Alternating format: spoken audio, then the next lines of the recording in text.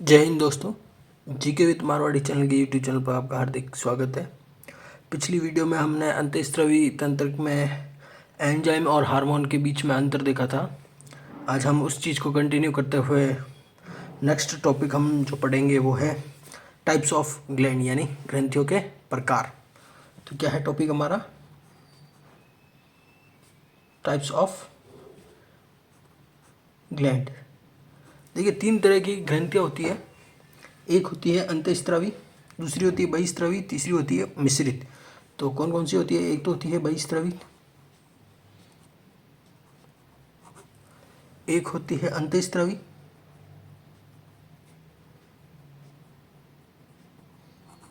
और एक होती है मिश्रित।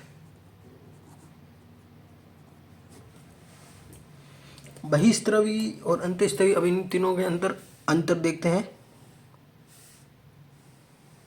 ठीक है, तो देखिए, बहिस्रावी ग्रंथि के लिए हमें नलिका की आवश्यकता होती है। तो हम यहाँ लिख सकते हैं डक्ट। मतलब इससे जो भी हार्मोन स्रावित होंगे उनके लिए हार्मोन क्या है, इससे जो भी मतलब स्राव होगा उसके लिए हमें नलिका की आवश्यकता होती है। जबकि अंतःस्रावी ग्रंथि से जो भी स्रावित होते हैं उनके लिए नलिका की आवश्यकता नहीं होती, क्योंकि ये डायरेक्ट रक्त में स्रावित होते हैं। मिश्रित में डक्ट उपस्थित होती है। ठीक है, अब इसमें क्या है,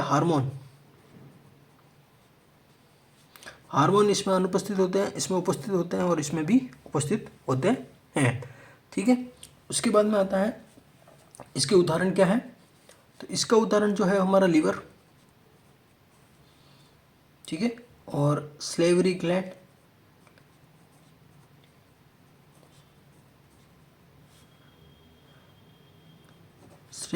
मतलब अपनी लार ग्रंथि, और इसके हैं हमारे पीनियल। इसका तो हम वैसे ही विस्तार से भी पढ़े करेंगे आगे। तो इसका एग्जांपल एक लेते हैं,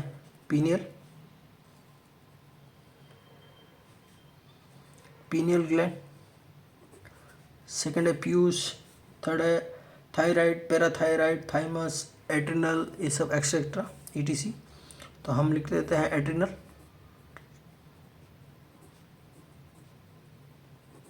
ठीक है, इसके जो उदाहरण है वो होगा हमारा टेस्टिस यानी वर्षण।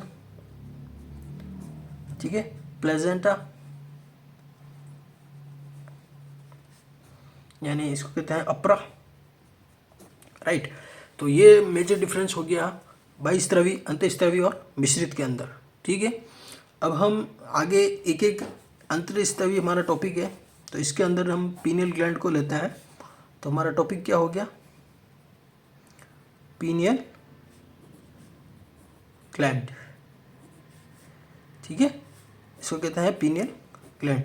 तो देखिए, इसकी स्थिति कहाँ होती है, पहले हमें पता होना चाहिए कि ये कहाँ पर होती है, क्या नहीं होती है उसके लिए।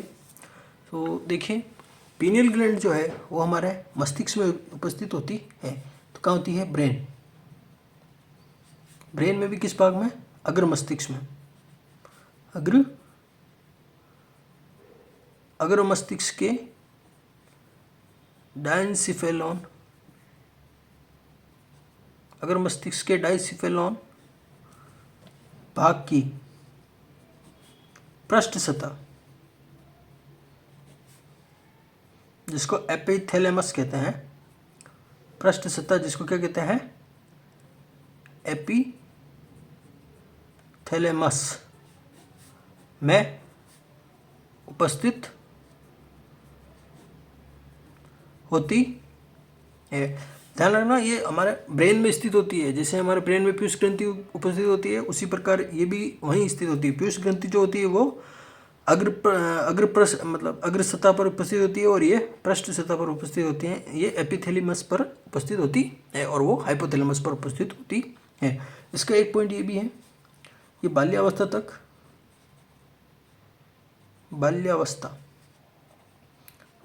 तक तो सक्रिय रहती है, उसके बाद नष्ट हो जाती है। सक्रिय, उसके बाद में निष्क्रिय हो जाती है। ठीक है, तो ये एक इंपॉर्टेंट पॉइंट है। बाल्यावस्था तक कौन सी ग्रंथि सक्रिय होती है? तो वो है पीनियल ग्लैंड। ठीक है, अब हम आगे देखते हैं पीनियल ग्रंथि द्वारा जो कौन सा हार्मोन स्रावित किया जाता है। तो हार्मोन देखिए, हार्मोन जो है वो है मेलेटोनिन हार्मोन स्रावित किया जाता है। कौन सा हार्मोन स्रावित किया जाता है? तो मेलेटोनिन हार्मोन स्रावित किया जाता है। मेलेटोनिन हार्मोन, तो इंग्लिश में क्या लिखते हैं? मेलेटोनिन, ठीक है। मेलेटोनिन हार्मोन का स्रावन किया जाता है। नेक्स्ट पॉइंट है इसका कार्य क्या है। ये हार्मोन तो है, अब इस हार्मोन का कार्य क्या है, वर्क हमें देखना है। तो इसके दो कार्य हैं।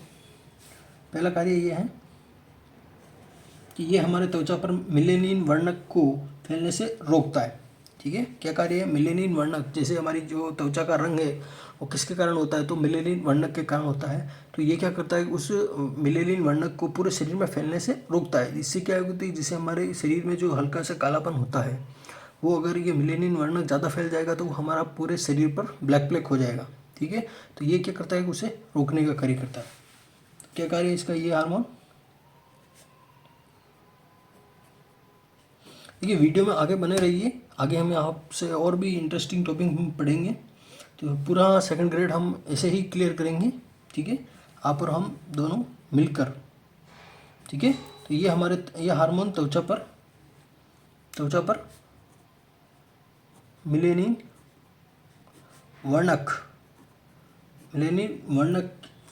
को फैलने से रोकता है। एक कार्य तो ये हो गया, फैलने से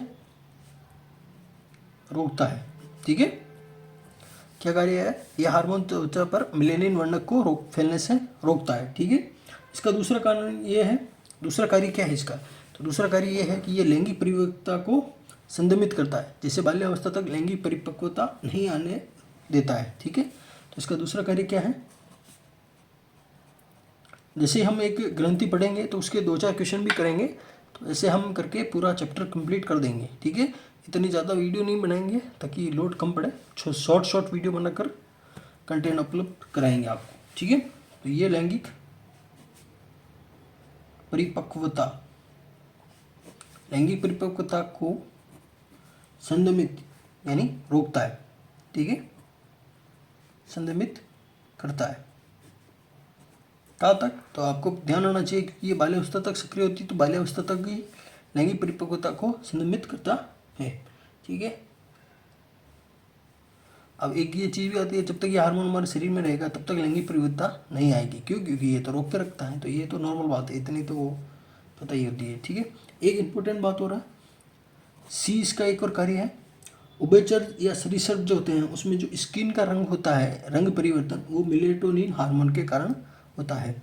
जैसे सांप देख लिया आपने, सरीसृप है, सांप की त्वचा का रंग, सांप की त्वचा का रंग परिवर्तन, जैसे उभयचर में मेंढक है, मेंढक की त्वचा का रंग परिवर्तन किसके कारण होता है? तो मेलेटोनिन हार्मोन के कारण, ठीक है।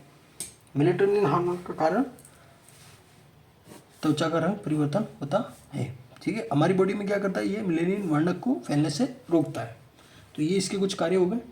अब इससे संबंधित कुछ हमें स्पेशल पॉइंट लिखना है जो डायरेक्ट क्वेश्चन में आता है, तो स्पेशल नोट लिखिए क्या है। तो पहला क्वेश्चन, पहली जो स्पेशल नोट ये है कि ये हमारे बाल्यावस्था तक सक्रिय रहती है, ठीक है, जो मैंने आपको पहले बता दिया था।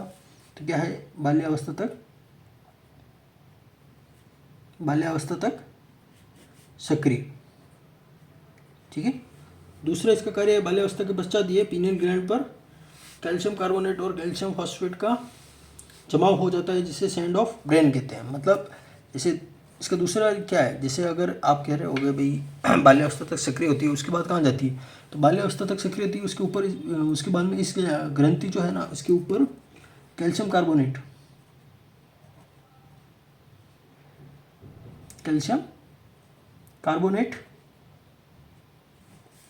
और कैल्शियम फॉस्फेट,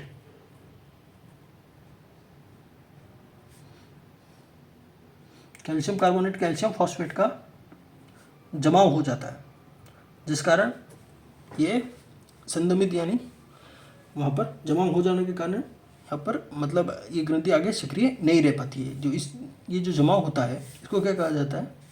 इसको कहता है सैंड ऑफ ब्रेन, यानी मस्तिष्क की रेत कहा जाता है किसको? कैल्शियम कार्बोनेट और कैल्शियम फास्फेट के जमाव को। कहाँ पर? मस्तिष्क में। कहाँ पर? एपिथैलेमस पर, राइट। नहीं, अब इसका एक तीसरा पॉइंट हमें नोट करना है। पिनियन जो ग्लैंड होती है इसका आकार कोमा के समान होता है। कैसे? Coma shape. क्या बोलते हैं इसको? कोमा। क्या बोलते हैं? कोमा शेप में होती है। ठीक है, तो क्वेश्चन आ सकता है भाई कौन सी ऐसी ग्रंथि होती है जो कोमा शेप में होती है? तो पिनियन ग्लैंड, जो कि कोमा शेप में उपस्थित होती है। ठीक है, और किस रंग की होती है? तो वाइट रंग की होती है। ठीक है, तो ये नॉर्मल हमने इससे बात कर ली है। एक दो क्वेश्चन और बनते हैं, जैसे इसको लैंगिक जैविक घड़ी भी कहा जाता है। चौथा पॉइंट ये है, इस ग्रंथि को लैंगिक जैविक घड़ी भी कहा जाता है। जैविक घड़ी भी कहते हैं। क्यों कहते हैं? तो ये जो ग्रंथि होती है ये अंधेरे में तो ज़्यादा और उजाले में कम सक्रिय होती है। किस कारण कहा जाता है? तो अंधेरे में तो ज़्यादा और उजाले में कम सक्रिय होती है। उजाले में कम सक्रिय होती है, इस कारण इसको जैविक घड़ी भी कहा जाता है। ठीक है, एक इसको मनुष्य की तीसरी आंख भी कहा गया है। तो देखिए, बहुत इंपॉर्टेंट क्वेश्चन चल रहा है, तो प्लीज़ लाइक और सब्सक्राइब करिए यार, इतनी बढ़िया नॉलेज दे रहे हैं हम आपको।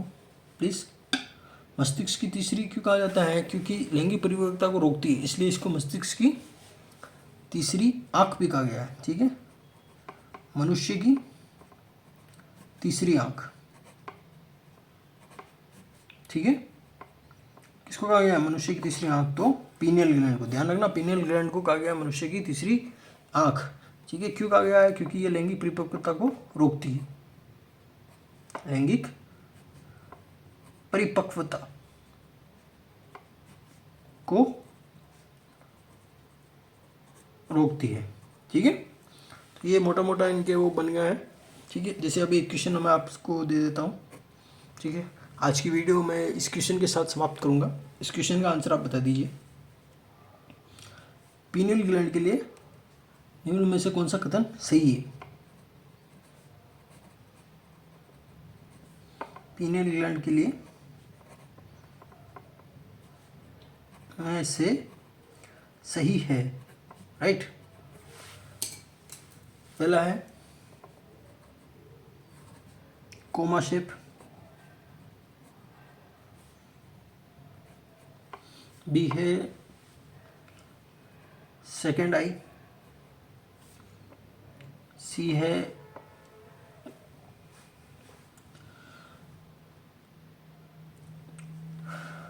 है कि उजाले में ज़्यादा,